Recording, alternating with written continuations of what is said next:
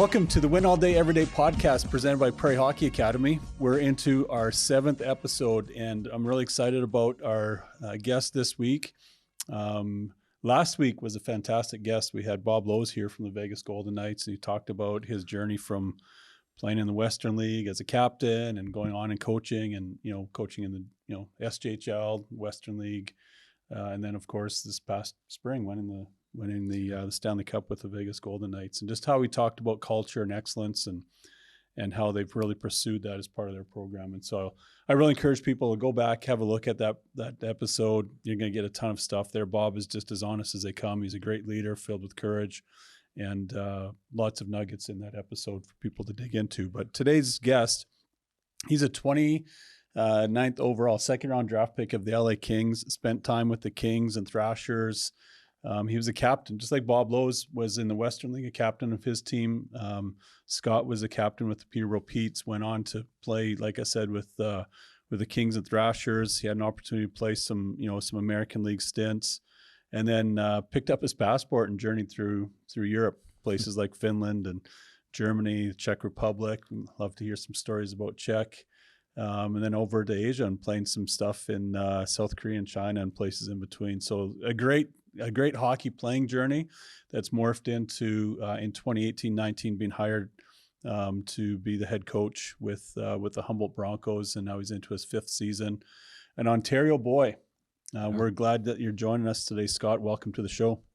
Yeah, thanks a lot, Barrett and Justin. It's great to be on here and share some stories as well, and hopefully some knowledge here for the younger prospects here going forward. Right on. Talk about the SJHL. I mean, you've had this hockey journey that's been pretty fantastic at all different levels, and here you are in northern Saskatchewan and coaching in the SJHL. What's that been like for you? It's been great, right? It's been a real eye opener, and obviously back in Ontario you have the OJHL, right? And you have probably the most teams in such a big area there, and as a guy growing up, you don't know a lot about it. I played Junior A at 15 for the North York Rangers, and back then they had it's called the Metro League. It was a little smaller thing, and Stan Butler used to coach in Wexford. It was a big, huge NCAA spot there, and then obviously went on to big major junior career there, Stan. But the SJHL, you got your draft for junior age kids, which was a big thing here. I really like the Saskatchewan talent, right? You got hardworking kids that come to compete every night. Great communities, right? You got all community-run teams, right? You go to other leagues, you got all these, private ownership and teams being sold here, there, and everywhere. Here you got, your community runs your team. You got your fan support, right? It's like I said, like my family just loves it here in Humboldt. They're great communities to raise your families, and the hockey, like I said, there's every given night it's a hard game and hard 2 points, and I think that's what makes the league so strong, and obviously saw last year with all the commitments that they had throughout the league as well. Yeah, the SJHL is definitely a mature league, and like as you said, the community owned aspect is something I really enjoy as well. To know that there's so many volunteers that really make the show happen every night, and so Humboldt is a true reflection of that, and you're doing a great job there. Talk about your hockey journey. Like you're like I said, you're an Ontario boy, you're playing for the Petes, become their captain, and then you've got this windy road to the NHL and then over to Europe. What were some of your dreams growing up as a kid playing in the OHL and then beyond? Yeah, no, that's it's good to touch on, right? And I think a pretty good story here for many. And obviously played 15, played junior A. I was drafted to the Pete's 9th overall. I was fortunate. I was only 45 minutes away from home. I grew up in Oshawa there, playing minor hockey in Oshawa. Played there 4 seasons. My first year, we won the OHL championship in Game 7 over Guelph, a 7-6 overtime game. Then we had the OHL, the Memorial Cup was hosted in Peterborough. We lost in the finals to the Granby Predators, who was coached by Michel Therrien. I believe Bob Lowe's was the coach of Brandon Wheat Kings then in the Memorial Cup. I think Wade Redden, Chris Dingman was on that team as well. Obviously, had 4 great years there in Peterborough. Was drafted in '97 to the LA Kings in the 2nd round. I believe I was even I might have been even their third pick at the time, right? So I seen there was like, I think a couple forwards drafted ahead of me. I think Jokinen went pretty high, and they had another guy, Matt Zoltek, halfway through the first round. So in my fourth year junior there, kind of went through some back problems there as the season ended, finished the year, went down to the LA's American League team, and just things were just getting worse and worse. So from there, I basically missed 3 seasons of hockey after my 19-year-old year. I probably thought I was never going to play. The LA Kings, you know what, they were first class through the whole thing. Dave Taylor was the GM. They sent me to every doctor from LA to Seattle to California through Canada. You know what, just had cortisone shots, 2 surgeries, and things just weren't getting better. And then went and seen a guy in Montreal, an osteopath, that started from my neck right down to my low back and to my ankles. And I drove there 5 hours from Peterborough, and usually 10 minutes in the car, I couldn't bend over and touch my knees. But I got all the way home and got out of the car, and I was like, oh, something's going right here. So did a bunch of trips up and back to Montreal there. It's about a 5-hour trip. Pretty boring stretch of the highway there in the 401. Did that for about a couple of months, and then see another guy, Dave Wright, in Toronto, only about an hour and a half. And, things were just going the right way. Obviously, LA didn't qualify me, and I don't really blame them after 3 years not playing. Then, I started skating, coming back, skated with the Pete's a bit, the junior team. And then Dave Taylor got wind that I was skating at a hockey camp, and I was going to go to Pittsburgh on a tryout. And then Taylor kind of called my agent, and I said, you know what, better call Pittsburgh back. I kind of owe it to them. For those 3 years taking care of me, I should go back there and give it a go. And went to training camp on a tryout. Andy Murray was the coach there. I actually played for Andy. Canada national team used to come through on a tour, and I played a tour with them then. So he kind of knew a little bit how I could play. And so I ended up going pretty far into training camp, and obviously signed an NHL, AHL deal with LA again. And then played, I believe, about 3 or 4 years there. Bruce Boudreau was my coach in Manchester. Was a great coach and a guy that I really look up to as far as the coaching side of things, where I kind of take myself here now. And then obviously played in the American League for a while and some great spots there. Grand Rapids, Hershey. We lost in the Calder Cup finals there in Hershey, and then brought my career over to Europe there. And like I said, we talked earlier, I think I got a stamp in pretty much every country there. But those really taught me a lot too, just in my coaching side, just different things they do over in different countries. Finland was an awesome experience, great teammates. Over in Asia was definitely eye-opener. I was over there when the Olympics were going on in South Korea. I played in China. They're trying to grow the game there. So different things in different countries. And it was a great experience for me, and something that has made me a better person, I think. And it's made me I think a really good coach as well. And so I think this is something that has helped me a lot here going forward in my career. And obviously here I am now as a coach, and I was pretty lucky to get right back into the game, and something I love. And I know in my last 4 or 5 years, everybody said, I need to get involved with coaching. Just kind of, you need to get involved. And, I'd help all these younger guys out all the time, but it was great to get the opportunity to come to Humboldt here as assistant coach here, and then obviously move into my role here now. Yeah, that's an amazing journey. And even along the way, if I recall, you in LA, you played with a couple Hall of Famers and Robitaille and Hossa, and probably some other beauties in between. But like, what was it like for that? You had a pretty good point numbers there in a few games that you're with LA, and I don't know whose line you were on, but talk about that first moment you're stepping on the ice to your first NHL game and the locker room at that setting. Yeah, I think that's a great question, and probably something I should have maybe touched on. So, like, I missed those 3 years, right? Came back and was playing in the American League a bit, and obviously got that call to get up there to LA, and actually missing those 3 years really changed my outlook on life, maybe too, and just different things that I used to do probably stopped doing, and focused on being just a better person every day, and setting the culture here. And I remember getting called up, and it was so exciting just to be able to go through those 3 years of not playing, not really doing any conditioning, to everything I put into to be able to get back to that level. I hadn't even played pro hockey yet, except for a few kind of games in the American League at the end of my junior careers. And I remember sitting in that dressing room in LA, and Ian LaPerriere, so he picked me up for the game, and he likes to get to the games like 3.5 hours before. So I wasn't saying no, and Lappy was driving me to the rink, and remember before he was kind of there for a few years before and seen what I went through, and kind of got up in the room and kind of said, "Hey guys, and this guy's been through a lot here," and kind of went on and on and on, and kind of made me feel great. And obviously had my first game, and it was pretty cool. And I think a few games later, I think I scored my first goal on Dwayne Rolson there in Minnesota. Cool. Rolly the goalie. That's that's a stab back at Edmonton, right? That's right. Yeah, that's right. Yeah.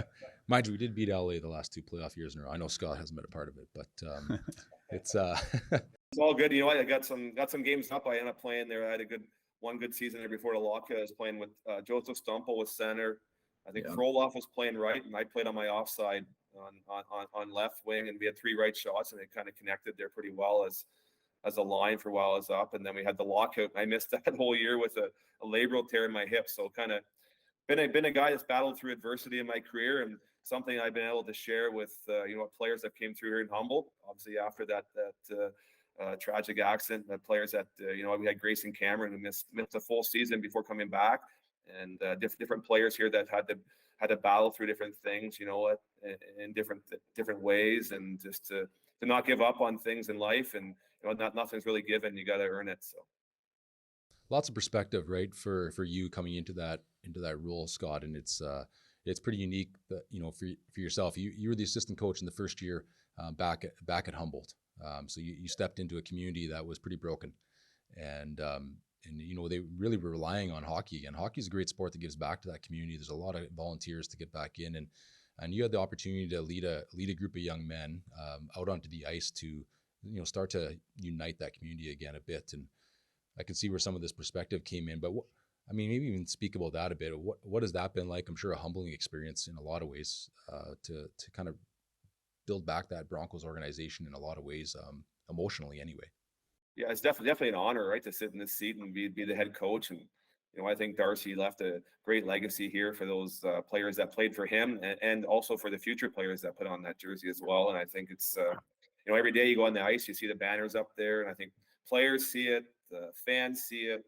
Obviously, are they healed? I don't think it's ever going to be healed, right? And I think that's a big thing, right? And you have different families go through different things, and he's got to be there here to support them, right? And like I said, it's a great hockey community here in Humboldt. It's been for many years before, and it will be for many years into the past as well, and into the future too here. So it's like I said, the great hockey community. They give back to the Broncos. Without the community, we wouldn't have a hockey team here. And like I said, I think we're averaging around 1,000 fans a game, so people love coming. Saskatchewan, people love hockey. They're passionate. They want to give you your advice on what's working, what's not, right? Power play, penalty kill. And one guy gave me a good advice. He said, when things are going well, you can go into the Timmy Hortons, and when things aren't going well, just keep going right through the drive-through, right? But no, it's good, right? You want to hear people's feedback. It means they care, right? And not everybody's going to love what you do, and that's good, right? That's what you want. You want passion. You want that in your players. You want that in your fans. You want that in your scouts, and you want that in any coach that works with you. And I'm a big believer is I want guys who are as good as me or better to work with, and push me every day as well. Yeah, that's good. Talk about that. Tell me a little bit about camps or coming up here, main camp, and then season. Tell me a little bit about the outlook of the year and what that looks like. Who's in your staff? What are we expecting from the Humboldt Broncos?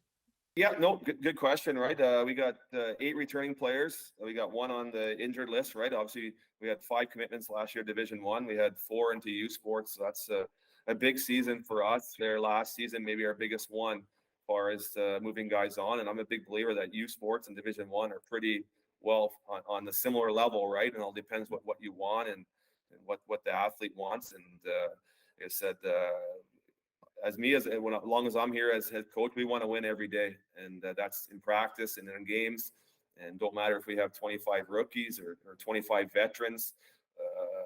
Our practice every day are our games, right? We want to make our practices are harder than our games, so we become the games. It becomes easier. But I think we got a good crop of young recruits, and we got a good crop of. I said we got 9 veterans that are coming back.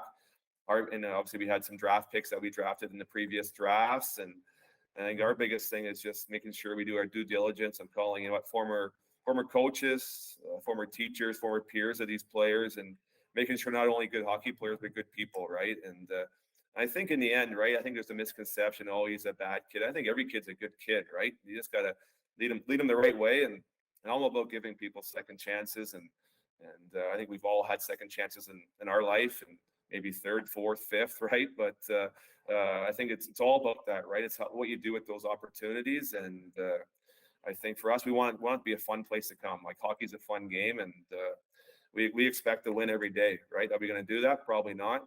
But you know what? Our goal this year is to be playing when the last whistle goes, and hopefully we're sitting there with the championship at the end of the season. Right, exactly. And I mean, welcome to the Win All Day Every Day podcast, where we talk about winning every day. And so that's fantastic.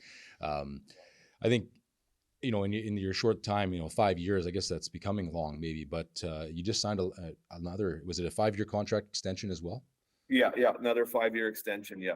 Yeah, so congratulations on that. And I just think, you know, in the 5 years that you've been there, I mean, just looking at, you know, the 5 NCAA Division I and the 4 U Sport commits last year, you know, you're quickly becoming a destination where people understand that development happens here. And I look at, you know, a couple of Prairie Hockey Academy alumni that I had the opportunity to coach with, Noah Berlagi and Connor McGrath, and you know, proud of the development work that they had here, but then seeing them, you know, step into wearing a Broncos jersey and just where they've gone from there. Just maybe talk a little bit about some of those guys and their development pathway as well. Yeah, they've been great. Obviously, came through your guys' program there, and you know what, they talk about it all the time, and still have their Prairie Hockey Academy toiletry bags, right? So Yeah. you guys, and a little side note, I love your guys' uniforms, and they stick out, and they're great, right? You guys done a good job there with your guys' program, and keep building every year. But yeah, those two players have been instrumental for our program, right? Obviously, Noah was here first, and been a 4-year guy here in Humboldt. He's going to the USHL next year and got his scholarship at Anchorage, Alaska for the year after. And Noah's earned everything he's got. Hardworking young man, one of the first here every day. If there's extra ice time or he's in the gym, he's a very quiet leader, very coachable player, and he's very habit oriented. One of the players that I've pushed to many Division I schools that, you know what, sometimes he looks like a little bit of an awkward skater, right? But you know what, Noah never gets beat one-on-one, right? It doesn't matter if a guy is the fastest player in the league. Noah, if you're doing a race, Noah's going to be one of the first ones, or he'll find a way to get there, right? So he's worked hard for everything he's got, been one of the top defensemen in the SJHL probably for the last 2 to 3 years easily. And he's earned that. And then Connor McGrath came over from Weyburn, right? Obviously a Leroy kid. Came in here probably at about 130 pounds and probably left you guys about 128. So I don't think he gained too much probably in between that.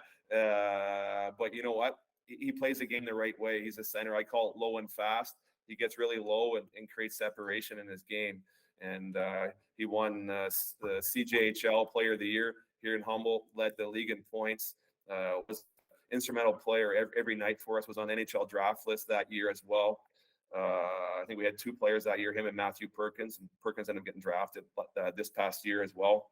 But you know what, he was ready to go to college, right? So I think that's good for him. He's going to Ferris State. I believe he had 9 goals this season as a true freshman, which doesn't really happen anymore.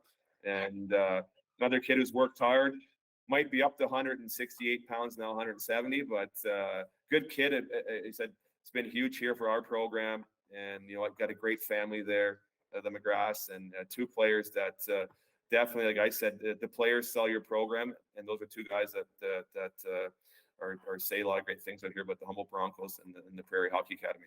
Yeah, that's great. I mean, I don't want to take a lot of time, but 2 quicker stories, but maybe a pat on the back for our director of performance. You know, Connor's come back for the couple summers and trained here and put on some strength, which was really great to see. And then of course he comes back to our golf tournament every year, and he's back-to-back champion his team. So he cleans up there as well. But Noah was, you know, just competed. And Lauren Mollican was our head coach for that year with our Elite 15 team with Noah and Connor on the roster. And I just remember Noah would sometimes take a few more risks and chances than any defenseman ought to. But you knew that if he coughed it up, he was going to recover, right? And sometimes you don't see that from every guy. But when he coughed it up, he was going to compete to get back to that corner. And he could. Yeah, his skating was a little bit awkward, but he had a quick first step and could recover easily. And just a pro shot at the age of 15, like, you know, at the top of the power play or anything, he could shoot. And was pretty neat. But you said at the start of it, just talking about the Saskatchewan players and sometimes the work ethic and the compete that they have. And that first season that we were in the CSSHL, we'd be out in, BC playing and playing at some of the Western programs, and they would just talk about how persistent and irritating our forecheck was, and that we would just compete down low and then nobody can compete with us below the goal lines, right? And we had a lot of success with that club, and a lot of that was that Saskatchewan brand of hockey, and I think we did a good job establishing our program from that point forward. I think that's huge, and that's a good point, right? And like the Saskatchewan kids, I call it, there's no extra baggage usually, right? The kids come here, they work hard. When I played in Finland, kind of similar. The teammates, no matter if they're playing on the first line, fourth line, extra forward, they're gonna do whatever the coach kind of wants, and there's no extra, whining about this and that, right? And when you go to the next level, as everybody knows, that there's probably 20 guys that can score 20 goals, but it's doing those little things the right way, and that's a big reason why Noah's probably going to the USHL, is his little habits and attention to details, and why Connor's been successful. And big thing we preach to our guys is that, like I said, if you're a goal scorer, there's probably 100 players out there that score 30 goals. But what do you do different? What can you do on the D side of things? What can you do end of the game? What can you do to be a difference maker? That's kind of going to get you that scholarship. They're not just going to hand it to you. So I think that's been a big thing for us here. Yeah, that's good. As you talk about your camp starting up this week, and you've been busy recruiting and trying to get the right pieces, and the junior hockey landscape has obviously shifted a lot this spring and summer with the BCHL changing lanes. When you guys are out there with your staff and players that you're trying to recruit, what are you looking for in a player? Like, obviously we've talked about some of our PHA players and how we want to develop them, but aside from that, like what specifically are you as a coach and GM looking for as a player to come into camp?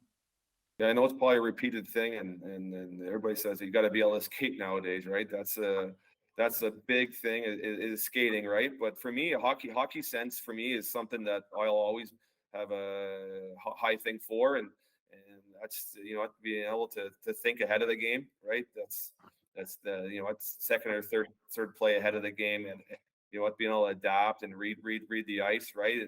And that's something that kids either have, or you can help develop it a little bit, right? But I find hockey sense is something that is a little harder to teach than say skating or stick handling, right, kind of thing. But our other thing is sticks, right? I think that's a big thing that players lack, coming from midget or under 18, they call it now, to junior A, is their sticks. It's coming in a D zone and they got their sticks on their shin pad, or it's not on the ice. Like, it's got to be in the lanes, right? With the we call it good heads, like head on a swivel, looking around, not just puck focused, but sticks on the ice in the right lanes and angling the right way.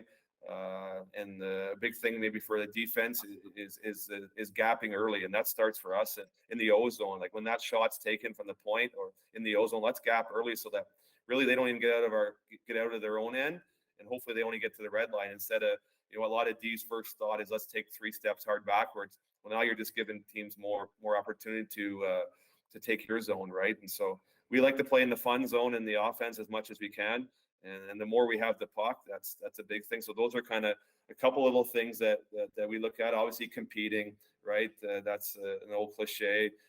Obviously, if they have different kind of talents, like we want our D playing inside the dots. We don't want to be tight against the walls all night, right? Our first step is get inside the dots, and our goalies want those shots from the outside all night. And what I said, like, being strong. Don't, like, let's box out early. That's one thing we look at. Like, let's not let the guy come to you. Let's meet him, right? Let's meet him outside the dots.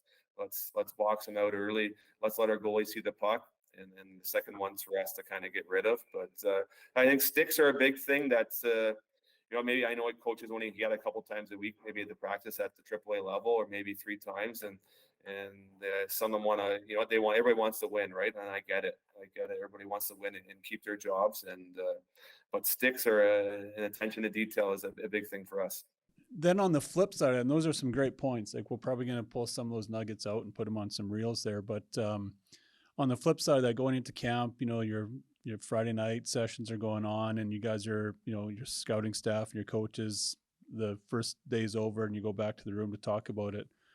What are some things that would get a kid crossed off the list quickly, or like sort of your pet peeves of like, man, this guy can't do this, and so he's lost his opportunity?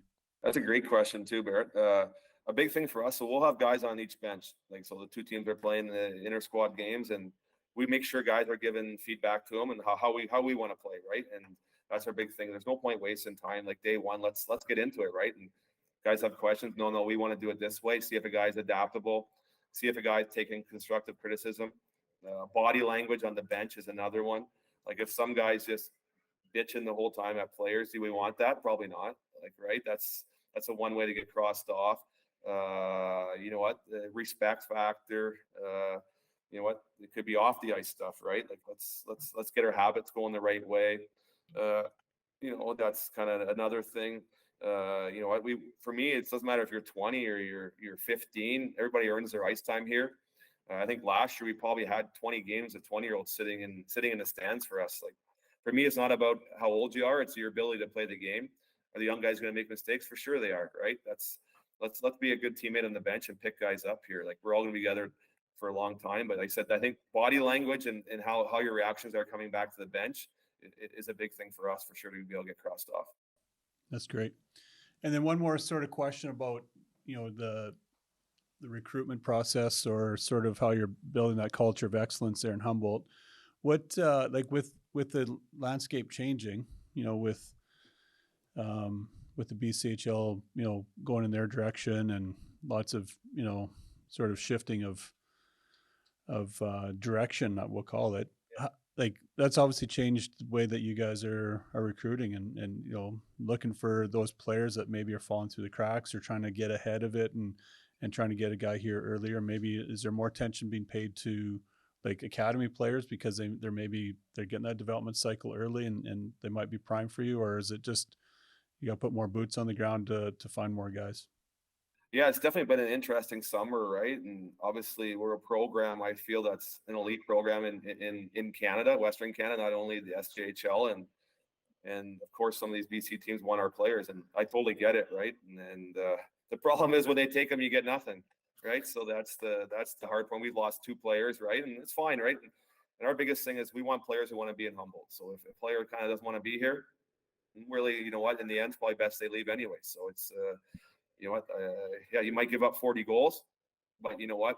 You'll be a lot better for it in the end. And when you have a 25 guy, another guy that you have in the dressing room that's buying into the right words, and you're not spending hours and hours and hours of doing different things that aren't even to do with hockey, right? So, yeah, like the CSHL has done a great job, right? The league's getting stronger and stronger every year. The prep guys do get different education on different things. I find that players are, when they come away from home, they're already kind of developed in a lot of the things on the off ice part of it. They're groomed on a lot of more leadership type things as well, compared to maybe the AAA programs. Obviously, there's great on both sides of it. It's no different than major, junior, and junior A. There's college. They're great. It's great, right? Everybody has a right fit for the right situation. I think with this BCHL thing, like I said, like when we do recruiting, we'll give a player 10 days to have an answer. And if by 10 days he doesn't want to be a Humboldt Bronco, well, I don't think begging guys to be a Humboldt Bronco is the right thing. Like, you know what? I believe in family. Talk to your parents. If you have an advisor, talk to your advisor. If you want to talk to some former players of ours, talk to them, right? If they all say great things, then come. If they don't, I tell kids maybe run the other way, right? There's no guarantee of first line, second line, third line. You know, like I think ice time's earned, and like I said, we'll have kids come in our camp probably on tryouts that will push out guys that already signed. That's hockey, right? And I think that's good that when we tell kids we committed to, that they still got to earn it to be here. I think that's important, right? And that's a big message from us, anyways. Yeah, that's great. Having that 10-day window, I think, is a brilliant step, and I'm sure it makes those, you know, if they want to be Humboldt Bronco, it probably they already know in their heart, like as soon as they get there, and in the culture that you're creating. So we've had players call us back later in the summer, that's for sure. And I said we got to identify, like you said, identify players for certain positions, and usually we've already kind of filled that spot, and it's kind of usually sorry but thanks, but you know what, maybe there's another opportunity, better opportunity somewhere else, kind of thing. And hey, if just got to kind of look out for ourselves as well and our rest of our roster and players and staff. 2001, Bob was your coach. Now he's out in BD. Thank you. Bob Beatty was the head coach, and I was, he'd kind of been recruiting me for the year, and I came to camp, and it was going well, but I was at that age. I just graduated grade 12, and Swan Valley Stampeders were also calling me lots, and we didn't have cell phones back then, so they were calling my dad's hotel room every single day while we were in Humboldt and trying to get me to come. And then while I was there, like day one of the camp, they traded Mike Gabriel was the captain defenseman for the Swan Valley Stampeders, and they traded him to Humboldt. So Bob made that trade, so then I had another defenseman, and so it was Mark. It was Bob Lowe's assistant coach in Brandon Wheat Kings. Mark was the new head coach and GM in Swan Valley. But anyway, so we made this. I met with Bob, and he was like, "Well, Justin, you are my 6th or 7th defenseman right now in camp. That's why I would see it coming out of camp. We could sign you as that. You got to make the decision you want to make." And Swan was guaranteeing me a top 4 spot as a defenseman, so I decided to leave camp and go to Swan. And game 2, I had a freak accident, landed and hyperflexed both knees and tore my MCLs, and I didn't really play again after that. And it was this fascinating time. And Humboldt goes on to win the World Bank Cup that year with this guy I really didn't see eye to eye with out of Regina. I grew up playing. His name was Dwayne Pastrupa. He got called up as their AP, and I had to hear from him all summer long at different events about. Anyway, those are some of the humble pie moments in life and choices we make that create challenges and good stories, I guess, of things not to do. Yeah, for sure, right? And these players nowadays, there's so much, like back then you didn't really have the agents or advisors, and yeah, right. So sometimes, like I try to play, like if guys are, going to the USHL or going to college early, or like want to go to BC, or we really don't have, like my goal is to have guys go from here to either USHL or college. It's not, you don't need to go to BC or Alberta, like, right? I don't think for our program, other ones, maybe you do, I don't know, but yeah, like we don't really have that too bad. But it's like, what, guys, like I'll tell you, as Scott, the hockey person, not Scott as a hockey Broncos coach. And I think it's done well for me, right? And if we had like McNarland, it was a case like Carter's a good hockey player, just probably needed another year, left too early. And he's the first one to say, hey, what, I went too early. Scott was right. And like, right. I'm like, but in the end, I always tell them, talk to your family. You guys got to make that decision. I can't make it for you. Right. Yeah. Do I want you back? Of course I do, but I'm not going to tell you you're going to play 40 minutes a night and this and that. Right. It's not happening. Really appreciate some of that insight. Your journey to Humboldt began because of, we touched on a little bit earlier, because of the tragedy that, changed 29 lives back in 2018. Talk about what it was like to come in as one of the members of that first coaching staff after the accident, and what that meant to you. I'm sure it was a pretty emotional time, but also an exciting time. Yeah, obviously a lot of moving parts when you come in here, right? And definitely an honor, still is every day, to be able to be the coach here. And at that time, they said there was a lot going on from like, you don't have equipment, you don't know where things are, and you got to get a team going, and the media swirling around too as well, and obviously not easy to deal with at times, right? And can distract you from really your main focus is taking care of those 23, 25 guys in that dressing room, right? I think that's kind of making them focus on hockey, those young athletes, right? And I'm sure they all know why they are here, right? And definitely every day play for those members who are on that bus and on that team that year that either passed away or still with us, right? And it's never easy. I don't think something that's ever going to go away, and something that you can never put yourself in any of those families' shoes, right? So you're kind of just there for more support, and definitely different things that you've kind of learned along the way, and definitely something that, like I said, I'm honored to, and always will be proud to be a head coach and general manager of the Humboldt Broncos. An individual by the name of Sean Brando, I'm sure you're familiar with Sean, as your team chaplain. The SJHL actually was the first junior league back in the early 90s to give permission for chapels to take place. I'm not sure if you knew that. There used to actually be an award called the Roger Nielsen Award, and Eston and Malfort were the first two junior chapel programs known to North America. And then the next year after that, it grew to Humboldt and Yorkton, Melville, places in between, and then and basically became mandatory across the league. And guys like Sean, who obviously pretty instrumental, through that time. What kind of a role do you see the chaplains playing for the Broncos through that situation, but also across the league for players? Yeah, I think Sean was instrumental. Obviously, he's a great speaker. Him and his wife Marcia, they got a great family there. Still instrumental in what we do here today as well.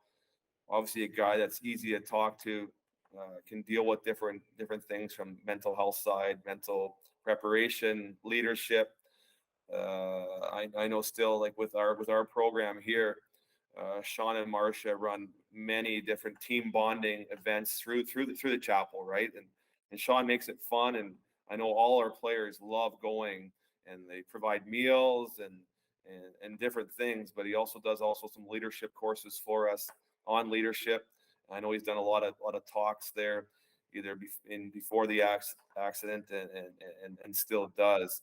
And Sean will come in here the odd time, and I love espressos, right? I never drank coffee my whole life until I went over to Europe, and Sean came here a couple of years ago, and he goes, "So you got a coffee?" And I go, "Yeah." I go, "What do you have?" I go, "Oh, just black coffee." I said, "Well, you have an espresso." And he said, "What's that?" I said, "Okay, I'll give you one."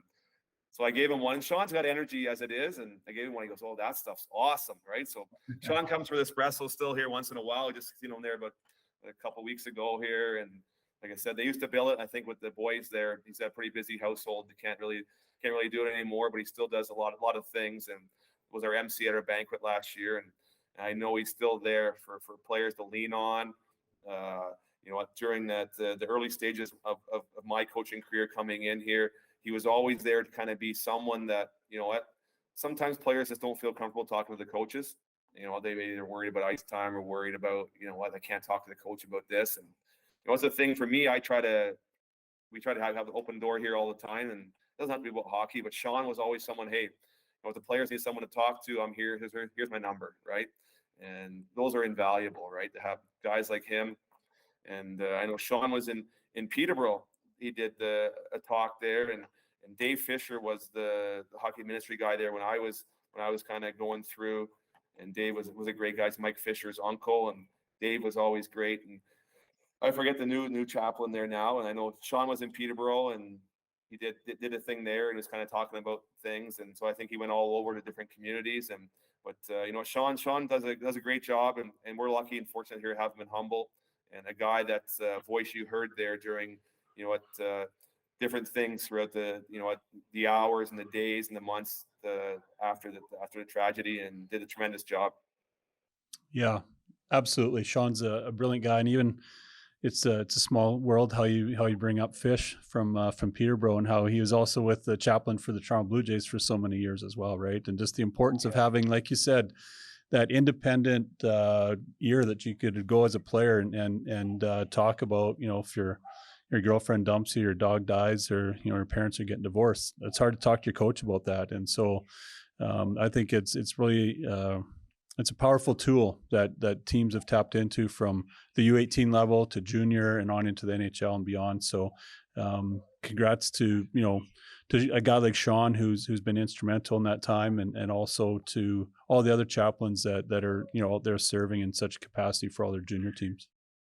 Yeah, I think it's huge, right, to have him there and someone to talk to, right? That's the biggest thing nowadays with even mental health, and how big that's growing here, right? And it's just someone to talk to. And like I said, for us, we always have an open door policy here. It doesn't have to be about hockey. It can be about, like I said, your girlfriend, your dog, school. Just players knowing that they can talk to you, right? And I'm a big believer in that. Every player is different. You can't just coach to 25 players the same way. And for us, we got to get to know each player first and how they react. And if you can't adapt nowadays, the game's going to pass you by. And all the successful coaches, obviously at the NHL and American League, Major Junior, Junior A, and all throughout the world, if you can't adapt, then the game's going to pass you by. Absolutely. Who would you say impacted you? You talked about it earlier from with Boudreaux, but is there anyone else when you were a player and going through that journey, through your injuries, and then, having your, we'll call it your cup of tea in the NHL, but maybe even some of your coaches or who impacted you? Cup of espresso in the NHL. Cup of espresso in the NHL. Basically, yeah. Who had you for, like, who impacted you in Europe even? Like that, because that's a whole different dynamic than, say, the NHL. Yeah, like in Europe, right? Obviously, I moved around a lot quicker to different spots, and wasn't into too many cities too long. Didn't seem like right there, but I had some, like, I said, some interesting coaches there. Some didn't speak good English. Some spoke English. Some were North American. Some were, like I said, like in China, our head coach was Japanese. So I'll give you a quick little tip story there. So our head coach was Japanese. So we had 4 Japanese players, 2, 3 imports, and the rest were Chinese-born players. So we had the Japanese head coach and 3 assistant coaches were Chinese, and we had the Chinese translator. So when the coach is drawing the drills up, right, the Japanese coach would start with the drills in Japanese. The translator who knew Japanese would put it into Chinese. And then by that time, we just put our hands up. Okay, we know the drill, right? Kind of thing. So you didn't have to draw it up, kind of thing. But that would have been an experience. Andy Murray was another coach that I kind of really respected a lot. Just the way he was prepared every day. For example, I know many people probably know Andy Murray, a successful coaching career in NHL and in college. Coached the Canadian national team for a long time. His biggest thing was on the road. He put a piece of paper under your door, and he would have every little thing from what the first line guy was doing to what the fourth line guy was doing, what breakouts, and you were super prepared. I think that was a big thing for me, is how prepared he was and which lines were playing against each other. Every little thing detailed. He was so detail-oriented that it made my job as a younger player easier. Did all the veterans probably like it? Maybe not some days, right? But they're making 6-7 million. I wasn't, so I was just happy another day. But no, he was a guy I respected a lot and gave me a lot of opportunities as well, and was very hard and demeaning, but demanding, but was never like demeaning, right? So he was a great coach.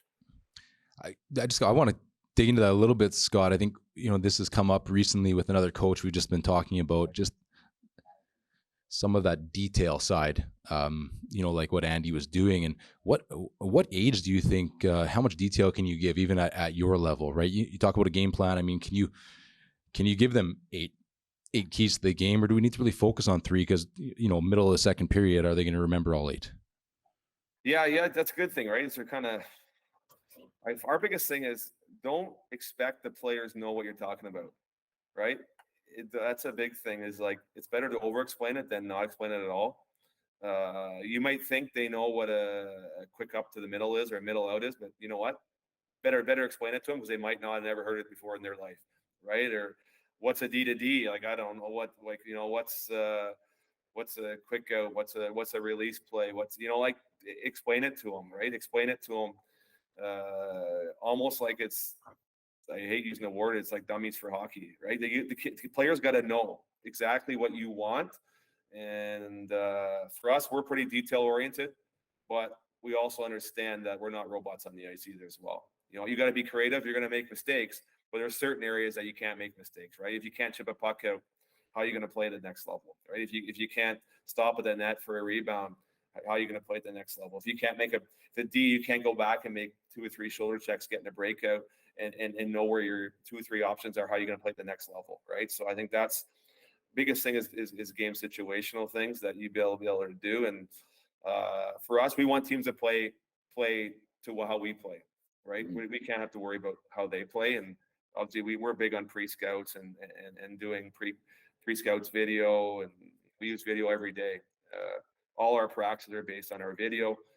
We don't just do a practice to do a practice, and we don't want to waste our time. We don't want to waste their time either as well. So yeah, that's good. These are practice habits you're talking about, right? And I feel like, same thing, at our level, even up to the U18 prep, if we're just talking about, practice habits, and we're saying that as a coach, they don't know what we mean when we say practice habits, right? And so we have to explain what that is, and it's stopping on pucks, right? It sticks on pucks.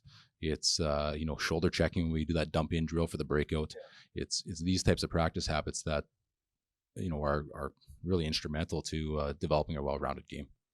Yeah, no, for sure, right? I think those habits go a long way. And as I said, like when we step on the ice for our practice, like you better be ready to go. And it's like it's like we're running guys over, and you want to put a guy through the boards or stick on puck. Like, let's do the habits now, because if you don't do them here, you're not going to do them in the game, right? And then you wonder as coaches why you're frustrated, and you're going like, you never really help the guys, right? Right. You had like you've been providing us some great nuggets here and some advice for players and even for coaches, for young coaches that might want to be trying to figure out their way in the game as well. But what is some advice that you would have for parents coming in, their kids coming to your camp on Friday? Is there any is there sort of like a cheat sheet that we can put out there for parents to say, hey, mom and dad, like here's some guide provided information that we want you to know about? Yeah. I think in the end, be happy your son's got to this level, right? There's probably, it's a small percentage even get to a junior A main camp, right? That's right. Now, obviously, what's percent NHL? It's under 1% or something like that. Kids that ever go from major junior to play in NHL, I think it's like 1 or 2%. I don't know what the exact numbers are right now, but I'm sure it's not much higher. I think the best thing is go get some popcorn and a pop and enjoy watching your son up there, right? And I know for us, we're not a pay-to-play program, and you know what? I think if you have concerns, have your son come in and talk to the coach. I think that goes really far into how the coach respects the player, right? And you know what? Time parents to take a little bit of a breath, right? Take a little bit of a breath. You know what? Little Tommy was first line player for whatever program. You know what? Now he might be the fourth line guy, right? It's okay. You got to play different roles is good. That makes you now more adaptable when you go to the next level. We had a player here, Ethan Zilke. He was our fourth line center 2 years ago, and he played some of the most minutes for us because he went out there. He won faceoffs, he won penalty kills. He got a scholarship as a fourth line centerman for us, but he played some of the most minutes. He was our fourth line center, right? So, you know what? Good coaches will find a way to get your son on the ice. I know every parent sees their kid in a different light, and that's good, right? He's your kid, you should care.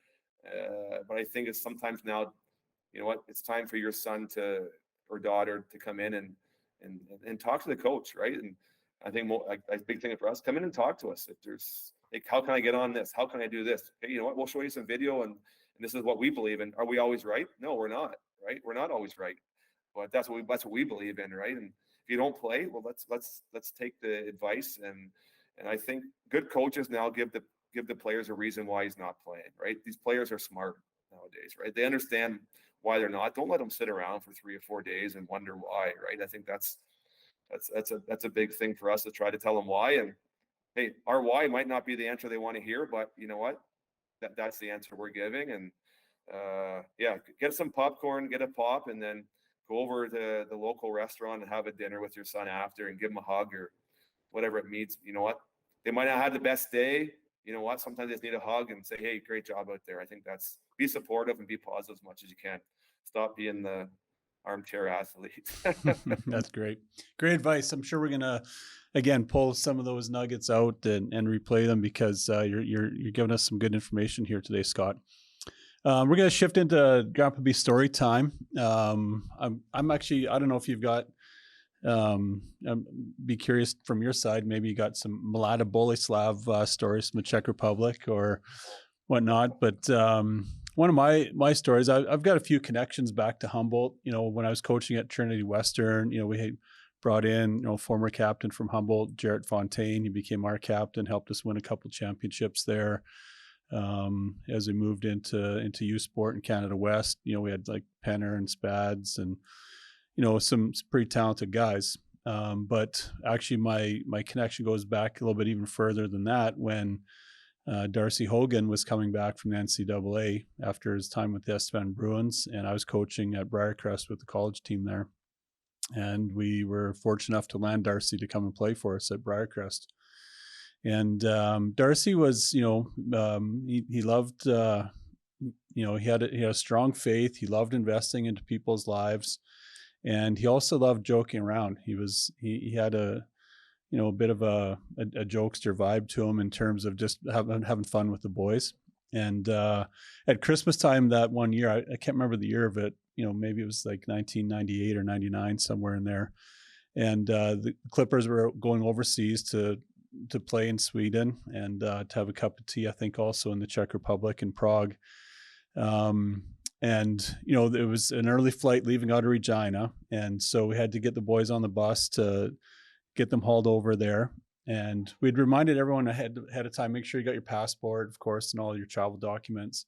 And we get 5 minutes down the road, and John Bechtold calls out, make sure everyone's got your passport. Can everyone hold up their passport on the bus? And one of the players, Kyle Hunter, he's like, oh no, I forgot my passport back in the dorm. Well, like Darcy, he was relentlessly bugging poor Kyle about like, where are you going, farm boy? Like, you need a passport to get out of the country, kind of thing. And so sure enough, the bus wheels around, grab the passport. We're back into Regina at the airport, and everyone's checking in, and Darcy checks in and, gets his ticket, shows his passport to the ticket counter, grabs his ticket in his bag and walks away, but his passport's left on the counter.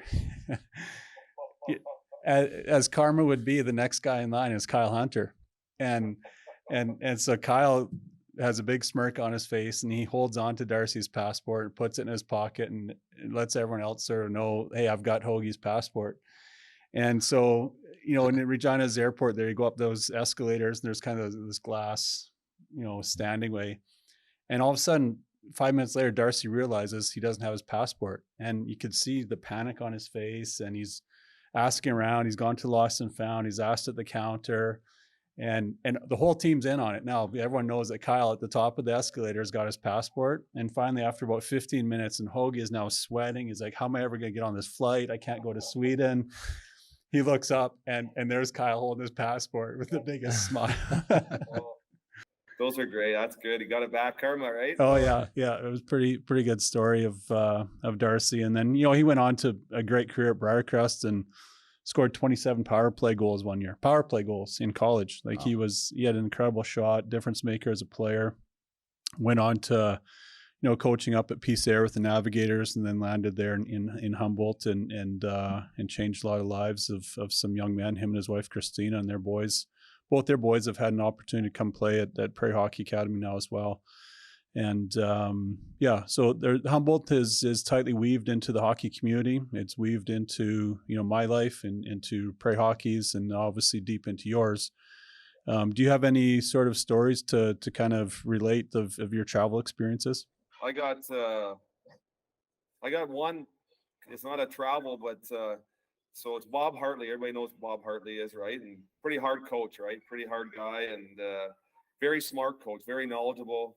He's a teacher of the game, but he likes to do the 2-3 hour practice, but it's hard, right? Bob Hartley's training camp is like the kind of like how Tortorella maybe does it nowadays. But you know what? Bob's a good coach of the game. But anyways, I had missed the whole year before with my hip surgery, and I signed with Atlanta in the offseason, obviously a 2-way deal with Atlanta and Chicago in the AHL, and went to camp like 5 days earlier because I missed the whole year.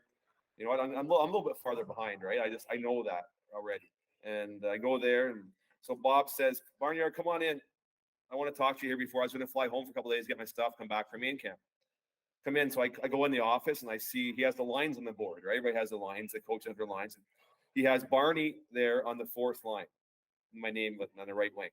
Calls me in. Hey, Scott, see your name there on the board? You know what the good thing about that, he says? It's dry eraser, he says. You can erase that pretty quickly, right? So I'm sure he called in about 4 or 5 guys and told them the same thing, because the funniest thing is I was the first guy cut that year in training camp. So it was all planned. And when he cut me, he says, Barnyard, he says, go to Walmart, get some work gloves. He says, you go to Shake, you go down and dig the basement, you come back, I'll build you the first floor, right? But Bob's is a master motivator for sure. Good coach, and still coaching. I think maybe overseas in Russia or in Switzerland, and has had a good coaching career. And I'm sure there's a lot of Bob Hartley stories out there for people. Yeah. Yeah. Yeah. And I think, as we wrap up the show here today, you're doing the same thing for guys there in Humboldt, right? And, just want to wish you all the best for the upcoming season. I know how busy training camps can be, and everyone's got their hockey camps, their summer camps coming in right now and happening, and really appreciate you taking time out of your schedule. You're instrumental in the SJHL. There's lots of coaches that are coming in and look up to you. Obviously, the care that you put into your athletes is evident, because I've coached some of them. You've had some of our alumni, and they continue to talk about how you continue to shape their lives at that level and beyond. And so we want to wish you all the best and continued success as you continue to build really a culture of excellence. And you guys push towards that edge every day. And we love the stories, hearing about how you continue to do that. So all the best to you. Thanks, Barrett. Justin, really appreciate being on here, and hopefully, someone can use some advice there and hopefully help next player move on in their career. And that's what it's all about. We've all been in these young players' feet at one point, and hopefully can have a few more move on through your guys' program and ours as well. And appreciate being on here. Sounds great. All the best. Thanks, guys. Thank you for listening to this episode of Win All Day Every Day podcast, presented by Prairie Hockey Academy. If you enjoyed today's episode, we would ask that you follow us on our social media feeds so you can get weekly alerts when we drop a new episode. Plus, if you could leave us a comment and a rating so that other listeners can have the opportunity to hear about this podcast, we'd greatly appreciate it. This allows us to grow our awareness of today's show and further episodes. Thanks again for listening to this week's episode, and we look forward to seeing you in the future.